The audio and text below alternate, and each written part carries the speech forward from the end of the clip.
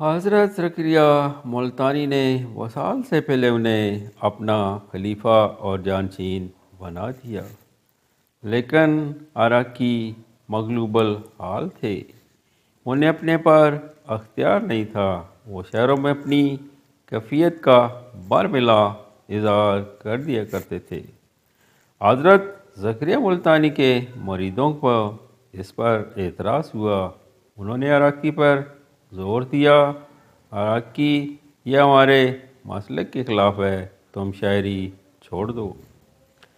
عراقی نے جواب دیا، مجھے میرے مرشد نے اس کی اجازت دے رکھی ہے، اس لیے شاعری چھوڑنے کا سوال ہی پیدا نہیں ہوتا، میں شاعری نہیں چھوڑ سکتا۔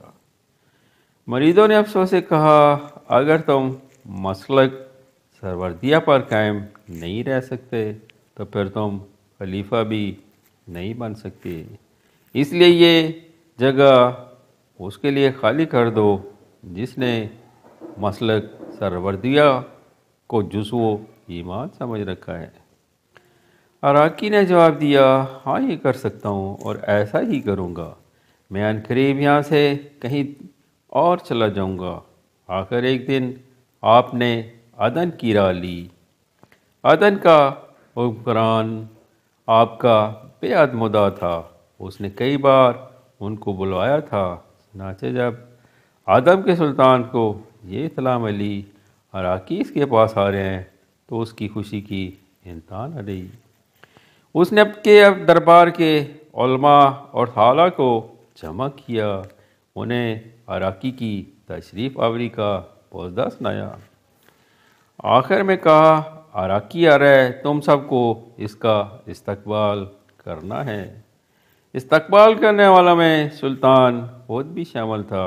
وہ گھوڑے سے اتر کر عراقی سے بغل گیر ہوا اور استقبال کے بعد یہ لوگ شاہی قصر کی طرف چل پڑے۔ سلطان نے اپنے مال کے ایک حصے میں عراقی کو ٹھہرایا، صبح شام ان کی خدمت میں حاضریاں دینے لگا۔ خاطر توازوں میں بے حد تکلف سے کام لیا، یہاں تک کہ عراقی کو شرم محسوس ہونے لگی۔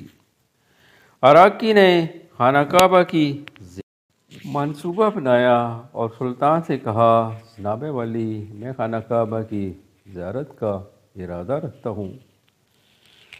سلطان نے کہا، میں آپ کو تنہا نہیں چھوڑ سکتا، آپ خانہ کعبہ زیارت کرنا چاہتے ہیں تو ضرور کیجیے، ہم سب آپ کے گرد و پیش پروانوں کی طرح موجود رہیں گے۔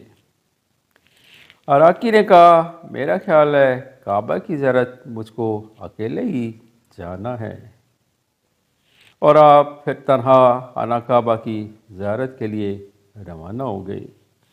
خانہ کعبہ میں داخل ہوتے ہی ان کا حال ہی کچھ ہو گیا۔ انہوں نے احرام باندھ کر ایک شاندار قصیدہ کہہ ڈالا۔ اس کے بعد خانہ کعبہ پر نظر پڑی تو اس کے انوار و تجلیات انہوں نے کچھ ایسا محسوس کیا کہ ایک دوسرا قصیدہ بھی کہہ ڈالا۔ سلطان کے آدمیوں نے انہیں مال و زر پہنچایا، مگر آپ نے اس کو قبول نہیں کیا اور سختی سے کہا، مجھے مال و زر نہیں چاہیے، میں اس سے دور بہت ہوں اور میرا مال و زر پیچھا کرتے ہیں۔ یہاں سے آپ نے مدینے کا سفر کیا۔ مدینہ میں داخل ہوتے ہی آپ پر وجدانی کیفیت طاری ہو گئی اور ایک رات میں 5 قصیدے کہہ ڈالے۔ طبیعت کسی طرح قابو میں نہیں آتی تھی۔ آپ نے رسول صلی اللہ علیہ وسلم کے روضہ اقدس پر حاضری دی اور شدت جذبات سے پھوٹ پھوٹ کر رونے لگے۔ مدینہ سے نکل کر اقصائے روم یعنی ترکی کی سیاحت کو چل پڑے۔ پونیا پہنچے اور شیخ محی الدین عربی کے خلیفہ اور جانشین شیخ صدر الدین کی خدمت میں حاضری دی۔ یہاں عراقی کو بڑی دلچسپی محسوس ہوئی۔ یہی انہوں نے تصوف کی مشہور کتاب خصوص الحکم کا مطالعہ کیا۔ اس کے بعد اپنی مشہور کتاب لمحات تصنیف کی۔ اس کتاب کو صدر الدین نے پڑھا اور فرتے جوش میں پکار اٹھے، اے فخر الدین عراقی، تو نے اہل فتوت کی باتوں کو سب پر کھول کے رکھ دیا۔ مولانا سعی الدین اور مولانا عبد الرحمن جامی اس کتاب کی تعریف کچھ اس طرح کی ہے کہ ارباب بصیرت پر مخفی نہیں کہ علامات فیض کا ایک قطرہ صاحب سے جو شیخ بہاؤالدین زکریا ملتانی کے دریائے معرفت سے فخر الدین عراقی کی زبان پر ٹپا اور انہوں نے اس کی شرحیں بھی لکھیں۔ کونیا کا امیر محی الدین عراقی کا بے حد متقد تھا، وہ ہر وقت آپ کی دلجوئی میں فکر میں رہتا۔ اس نے بارہا آپ کو زور دیا کہ عراقی اپنے لیے کسی جگہ کا انتخاب کر کے خانقاہ بنوا لیجئے۔ کچھ عرصہ تو آپ انکار کرتے رہے، لیکن پھر توقات نامی جگہ میں خانقاہ بنوا لی۔ ایک دن امیر محی الدین ان کی خدمت میں کچھ نقد رقم لے کر حاضر ہوا۔ آپ نے یہ رقم نہیں لی اور انکار کر دیا۔ امیر کو بہت دکھ پہنچا۔ اس نے افسوس سے کہا، حضرت آپ نہ تو مجھ سے کوئی خدمت لیتے ہیں، نہ ہی میری طرف کوئی التفات فرماتے ہیں۔ عراقی نے ہنس کر امیر محی الدین کی طرف دیکھا، اے امیر، میرے لیے زحمت نہ کیا کرو، التفات کا وقت آئے گا تو تو خود دیکھ لے گا میں تیرے لیے کیا کروں گا۔ کئی دن کے بعد امیر خانقاہ میں گیا تو معلوم ہوا عراقی 2 دن سے غائب ہیں، پتہ نہیں کہاں چلے گئے۔ امیر نے ہر طرف اپنے آدمی دوڑائے لیکن مایوس واپس آئے، ان کا کہیں پتہ نہیں چل رہا۔ چوتھے دن چند آدمیوں نے خبر دی کہ ایک پہاڑ کے دامن میں موجود ہیں۔ امیر محی الدین اپنے آدمیوں کے ساتھ مذکورہ پہاڑی کے دامن میں پہنچ گیا۔ انہوں نے ایک عجیب منظر دیکھا، عراقی ننگے پاؤں، ننگے سر، پسینے میں شرابو، برف کے تودوں پر رقص کر رہے تھے۔ امیر نے عاجزی سے کر دیا، عراقی میں آپ کو واپس لے جانے کے لیے آیا ہوں۔ عراقی نے پوچھا، کہاں اور کہاں واپس لے جائے گا؟ امیر نے جواب دیا، آپ کی خانقاہ توقات واپس چلیے۔ آپ نے اپنے شرابو کی طرف اشارہ کیا، اے امیر، تو میرا حال دیکھ رہا ہے، میں جس آگ میں پھنک رہا ہوں اس کو یہ برف بھی سرد نہیں کر سکتی۔ امیر نے عرض کیا، میں آپ کو واپس جانے کے لیے جاؤں، آپ خانقاہ واپس چلیے۔ امیر نے اصرار کیا، حضرت میں آپ کو یہاں نہیں رہنے دوں گا، خانقاہ واپس لے جاؤں گا۔ عراقی امیر کے اصرار کے آگے مجبور ہو کر خانقاہ واپس چلے گئے۔ اس واقعہ کو زیادہ دن نہیں گزرے تھے کہ امیر محی الدین پر شاہی عتاب نازل ہوا اور حکومت کی طرف سے ضبطیِ املاک کے احکام صادر ہو گئے۔ ان احکام پر اتنی جلدی عمل درآمد ہوا کہ لوگوں کو بڑی عبرت ہوئی۔ رات کی تاریکی میں امیر نے اپنے بیوی بچوں کو ساتھ لیا اور خانقاہ چلا گیا۔ آپ نے اس کی بڑی دلجوئی کی اور فرمایا، تو یہیں میرے ساتھ رہ۔ امیر نے جواب دیا، نہیں شیخ، میں یہاں نہیں رہ سکتا، آپ میرے حق میں دعا فرمائیں، میں کچھ دیر بعد یہاں سے چلا جاؤں گا۔ عراقی کو بڑا دکھ ہوا، پوچھا، میں تیرے لیے کیا کر سکتا ہوں؟ امیر نے اپنے سامان میں سے جوہرات کا ذخیرہ نکال کر آپ کی خدمت میں پیش کر دیا، شیخ اسے اپنے پاس رکھ لیں اور جس طرح چاہے کام میں لائیں، اگر موقع ملے تو میرا ایک کام کر دیجیے گا۔ آپ نے پوچھا، اپنا کام بتا، کون سا کام ہے؟ امیر نے جواب دیا، شیخ میرا ایک بیٹا مصر میں قید ہے، آپ اس کی رہائی کی کوشش کیجیے، اگر وہ رہا ہو جائے تو اس کے اپنے پاس رکھ لیجیے، اس کو ناظرہ سے اوجھل تک نہ ہونے دیجیے، اس کو اپنا خرقہ پہنا دیجیے گا اور اس کو نہ دیجیے گا کہ وہ اس خرقے کو ضائع کر دے۔ یہ دنیا کچھ بھی نہیں، میں دنیا سے مایوس ہو چکا ہوں، اس لیے میں نہیں چاہتا کہ میرا بیٹا دنیا میں ضائع ہو جائے۔ امیر معین الدین کے بعد اس علاقے کا امیر خواجہ شمس الدین کو مقرر کیا گیا۔ اسی عہد کے ایک دوسرے بزرگ مولانا امین الدین عراقی سے بڑی محبت کرتے تھے اور نیا امیر خواجہ شمس الدین مولانا امین الدین کا عقیدت مند تھا۔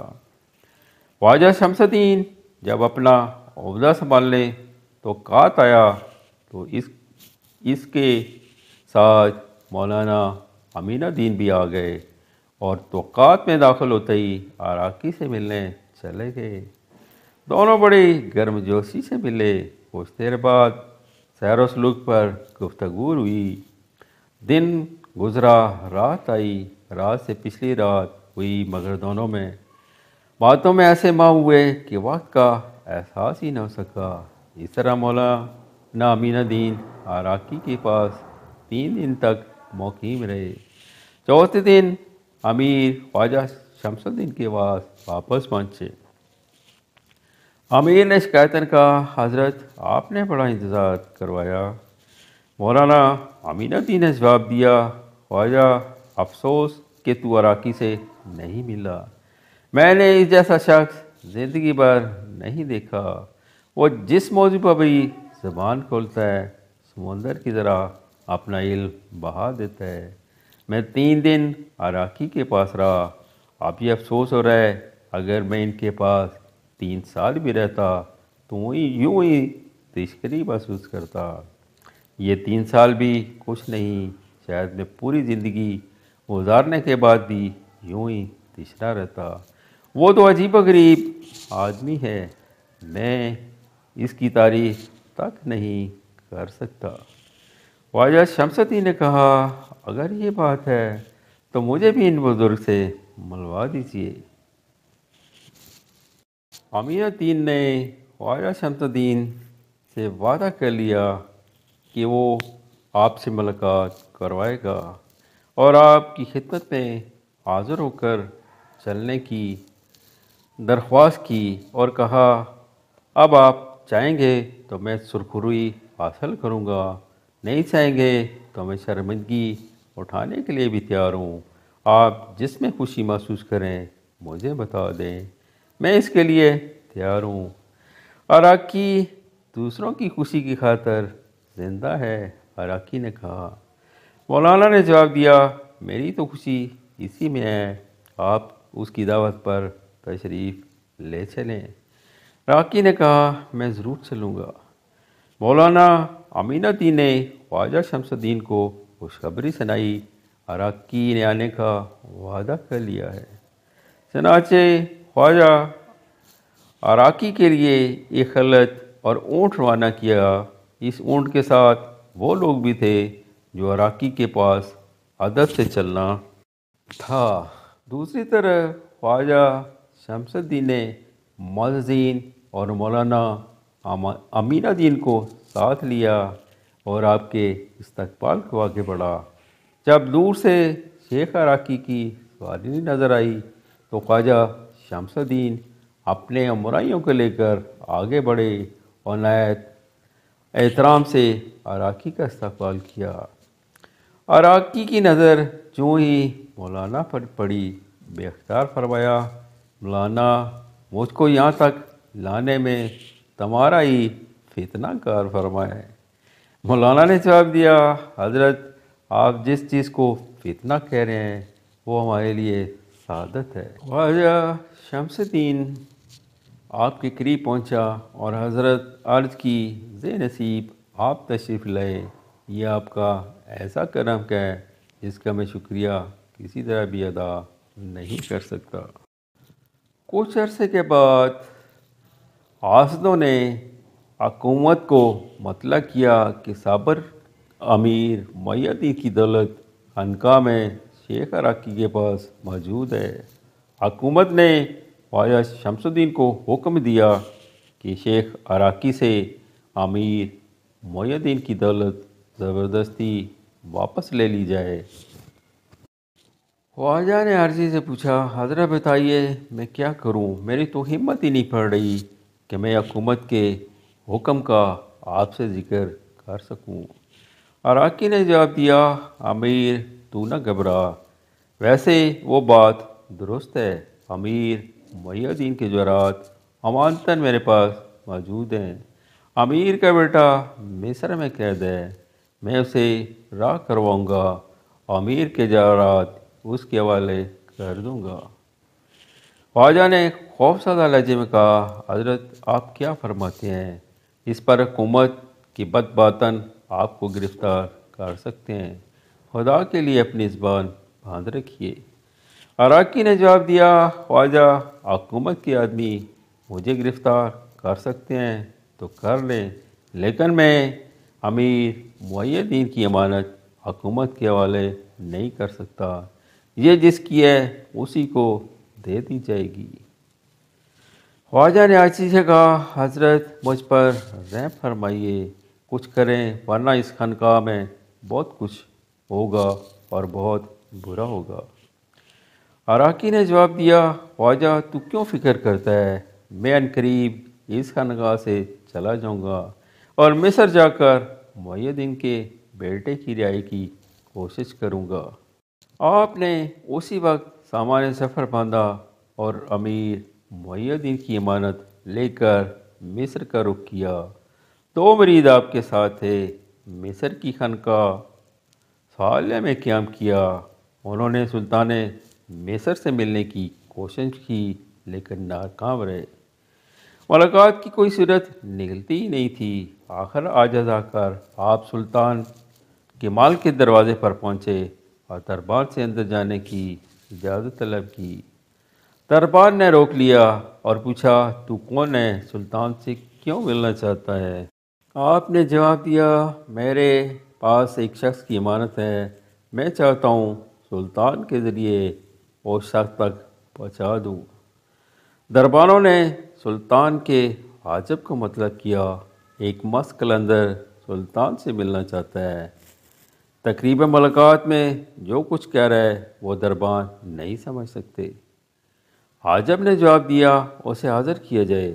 دربانوں نے عراقی کو حاجب کے سامنے پہنچا دیا۔ حاجب نے پوچھا، ہاں تو اب بتا، سلطان سے کیوں ملنا چاہتا ہے؟ عراقی نے جواب دیا، میرا نام فخر الدین عراقی ہے، میں ایک بے ضرر انسان ہوں، بادشاہ کو میری ذات سے کوئی نقصان نہیں پہنچ سکتا۔ حاجب نے آنے سے کہا، عراقی یعنی تو فخر الدین عراقی ہے؟ حضرت شیخ شہاب الدین سروردی کا بھانجا؟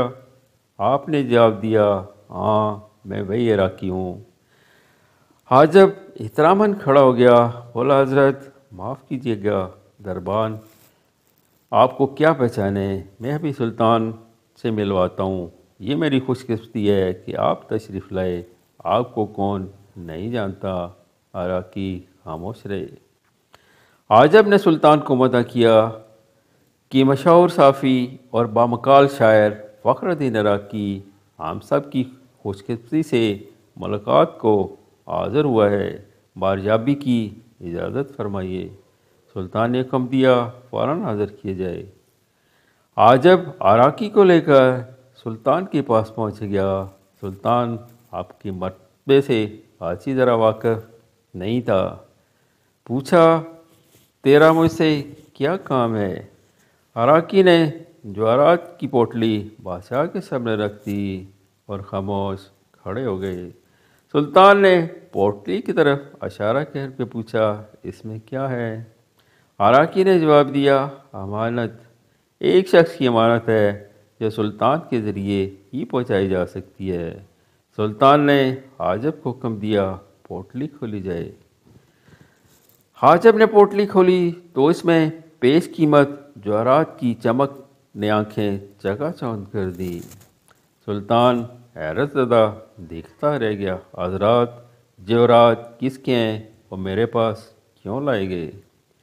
عراقی نے پوری رودات سنا تھی اور کہا، میں اس کی امانت کی وجہ سے بہت پریشان تھا۔ اب میں خوش ہوں کہ آپ سے ملاقات ہو گئی اور صحیح شخص تک پہنچ گیا۔ سلطان نے حیرت سے کہا، عراقی، میں آپ کی ایمانداری پر حیرت زدہ ہوں۔ جیسا کہ ابھی آپ نے مجھے بتایا کہ عیدی کے باپ نے جواہرات آپ کو دیے تھے، آپ اپنے تصرف میں لا سکتے تھے۔ میں آپ سے پوچھتا ہوں، یہ آپ نے کس طرح سمجھ لیا کہ امیر معی الدین نے یہ جواہرات اپنے بیٹے کے لیے دیے تھے؟ عراقی نے جواب دیا، سلطان، میں دنیا کو آخرت کی کھیتی سمجھتا ہوں۔ مال و متاع انسان کو کہیں کا بھی نہیں رکھتا۔ یہ جواہرات میرے کس کام کی ہیں؟ ان سے ایک امیر زادہ ہی مطمئن ہو سکتا ہے۔ ایک درویش کا اپنا خرچ کتنا ہے؟ متاع دنیا جتنی کم ہوگی، فقیر کو اتنی آسودگی ملے گی۔ سلطان آپ کی باتوں سے اتنا متاثر ہوا کہ فوراً اپنی جگہ سے اٹھا اور آپ کے پاس ادب سے بیٹھ گیا۔ یہ گستاخی ہے کہ میں آپ سے دور اور اونچی جگہ پر بیٹھوں۔ آپ بڑی دیر تک سلطان کے سامنے تقریر کرتے رہے۔ سلطان دنیا و مافیا سے غافل آپ کی باتیں سنتا رہا۔ آخر سلطان نے فرمان جاری کر دیا، امیر معی الدین کے بیٹے کو رہا کر دیا جائے۔ لڑکی کو رہا کر کے سلطان کے پاس حاضر کر دیا۔ بادشاہ اس سے بڑی مہربانی سے پیش آیا۔ سلطان نے آپ کو اپنے مال میں ٹھہرا لیا اور کہا، میری گزارش ہے حضرت، میں آپ کو سلطنت کا شیخ الشیوخ بنانا چاہتا ہوں۔ آپ نے پوچھا کہ یہ بہت ضروری ہے؟ سلطان نے جواب دیا، ہاں، میں بہت ضروری سمجھتا ہوں۔ آپ کی موجودگی سے میری حکومت کو 4 چاند لگ رہے۔ آپ نے فرمایا، اگر یہ بات ہے، میں سلطان کی خوشی کے لیے شیخ الشیوخ کا منصب قبول کر لوں گا۔ سلطان نے کہا، تو میں اس تقریب میں شرکت کے لیے سب کو دعوت دوں گا۔ سلطان نے اسی وقت تقریباً 6000 علماء اور صوفیاء کو شیخ الشیوخ کی تقریب میں شرکت کی دعوت دے دی۔ اور سلطان نے اعلان کر دیا، اس جلوس میں عراقی کے سوا ہر شخص پیدل چلے گا۔ فخر الدین عراقی گھوڑے پر سوار ہوں گے۔ تمام صوفیاء اور علماء امراء ان کے ہم رکاب پیدل چلے گئے۔ عراقی نے سلطان سے کہا، سلطان، دوسروں کو بھی گھوڑوں پر سوار ہونے کی اجازت دے دی جائے تو بہتر ہے، کیونکہ میں اس طرح موجودہ صورتحال میں آزمائش میں مبتلا ہو جاؤں گا۔ سلطان نے جواب دیا، شیخ، یہ عزت من جانب اللہ ہے۔ جو چیز اللہ کی طرف سے ہو، اس میں کوئی تبدیلی میں نہیں کر سکتا۔ شیخ عراقی خاموش ہو گئے۔ عراقی خلعت پہن کر گھوڑے پر سوار ہو گئے اور شریک جلوس صوفیاء، علماء اور امراء سلطان کی حکم سے عراقی کے ہم رکاب پا پیادہ چلے۔ عراقی نے اپنے آس پاس معززین کو پیدل چلتے دیکھا تو اپنی عظمت اور توقیر کی وجہ سے نفس میں غرور کا غلبہ محسوس کیا۔ انہوں نے اضطراری حالت میں دستار اتار کر زین پر رکھ دی اور گھوڑے سے اتر کر زمین پر کھڑے ہو گئے۔ کچھ دیر بعد دستار دوبارہ اپنے سر پر رکھ لی۔ حاضرین نے ان کا مذاق اڑایا۔ تعجب ہے، سلطان نے اس دیوانے کو شیخ الشیوخ بنا دیا، آخر اس میں خاص بات؟ سلطان نے وزیر سے کہا، ذرا شیخ سے معلوم تو کرے، انہوں نے دستار اور طلسان کیوں اتار کر زین پر رکھ دیا اور خود گھوڑے سے کیوں اترے؟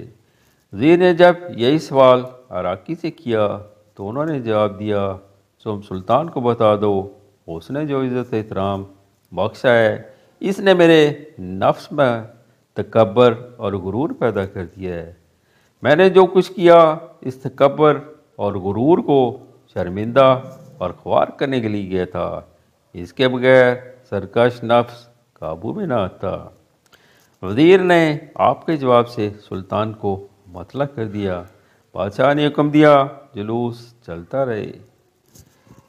شاہی جلوس رواں دوارا آخر جب یہ تقریب اختتام کو پہنچی تو تخلیہ میں سلطان نے خود سوال کیا، اے شیخ آپ نے ایسا کیوں کیا؟